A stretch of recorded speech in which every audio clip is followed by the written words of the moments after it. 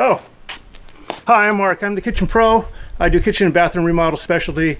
Today we're not doing kitchens and bathrooms. Actually, today is August 21st, 2017, and there's supposed to be a solar eclipse. Unfortunately, where I live, it should be starting about 2 minutes ago, and we're totally overcast with fog. I can't even see a bright spot in the fog. So as of right now, but the eclipse is supposed to go on for most of the morning, so I'm getting ready for it. Yesterday I kind of got things prepped and got things figured out with trying to photograph the sun directly, which is quite a challenge without burning your eyes out and burning out of your equipment. Some years ago I did do a color film photograph of a eclipse that turned out pretty good, and this was pretty much the setup that I used before, except with a film camera. This is a digital camera, but actually it's the same lens. So what I did is this is a 70-200 lens, and I stacked like all the filters that I have. I have a two-step neutral density filter. I have a yellow filter, I have a green filter, and I have a red filter, and then there's just a standard UV filter. So when I shot it with film, I think it was maybe ASA 100, and the first couple shots turned out pretty good, and everything else was burned out because I had absolutely no idea of how much I needed to filter it down. So I'm going to try a couple of those if the sun comes out today. And also too, yesterday I actually did some testing. I went and bought a welder's lens, which they say not to use it, but I'm not actually using it for looking through the camera directly. Excuse me, looking at the sun directly. I'm using it to shade the camera lens and to filter through the camera lens. So I have a 500 millimeter mirror reflex lens that I was doing some testing. I made up this little box to help hold it, and so what I have found was part of the problem is trying to actually look through the lens and well, trying to look through the camera and focus and all that. You can't really do that even with this filter. So actually I ended up pulling out my old welder's goggles, and I cleaned it up and found out that this is a number 5 lens.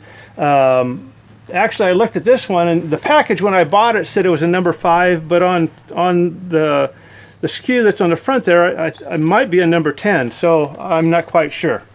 But the package did say it was a number 5, so I'll just say it's a number 5, which is less strong, less filtering than a number 10.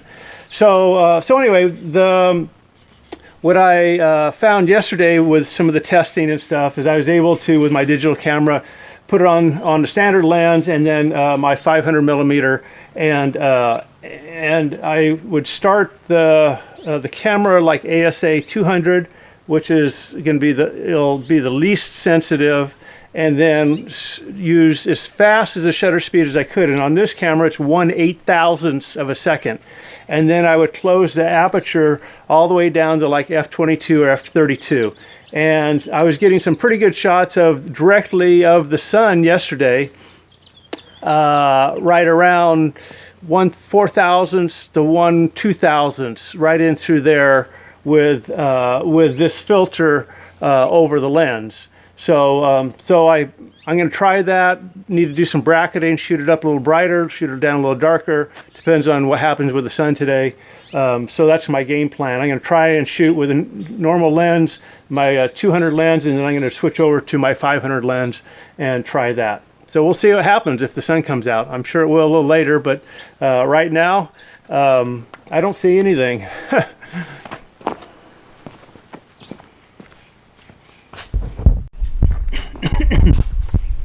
So once again, about 15 minutes after the sun should have come out, the solar eclipse should have started about 10 minutes ago, 12 minutes ago.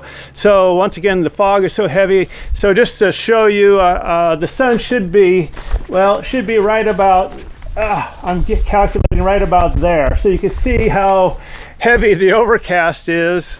No sun. as of right now, so we're waiting. So that day, actually the sun never came out, so I was not able to take a picture of the solar eclipse. But I did take some test pictures the day before, and I thought I would just share that with you. Nothing really interesting, too much interesting, but it was a little bit. This is one of them, and that's the other one, big whoopee. So these two were taken with my 200 millimeter lens. I had multiple filters on it. It had a UV filter, red filter, a green filter, a yellow filter, and a two-step neutral density filter, along with the number 5 welding lens that I had over that.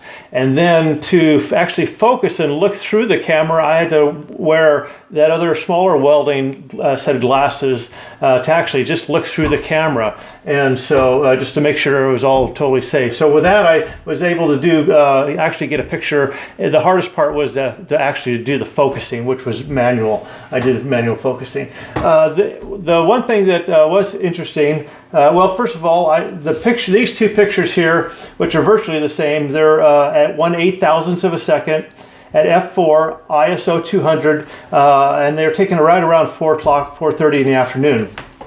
So not too exciting. So kind of the same picture, just slightly different exposure. The one that turned out probably the best, which isn't really a big deal, but let me drag it over here, and maybe you could see it. So I did a number of pictures of the sun, and the ones that you could actually tell actually had, you could see these dots, which I thought were interesting, and each picture had the same dots in the same location, so I know it was not dirt on the lens or something like that. And once again, remember, you're looking directly at the sun, so this is something you can't see with the naked eye, obviously. But I just thought that was a little bit interesting. Maybe they're big mountains, or who knows, maybe they're aliens. You never know. So anyway, so that was my big photo shoot. We'll try it again the next time the sun eclipses.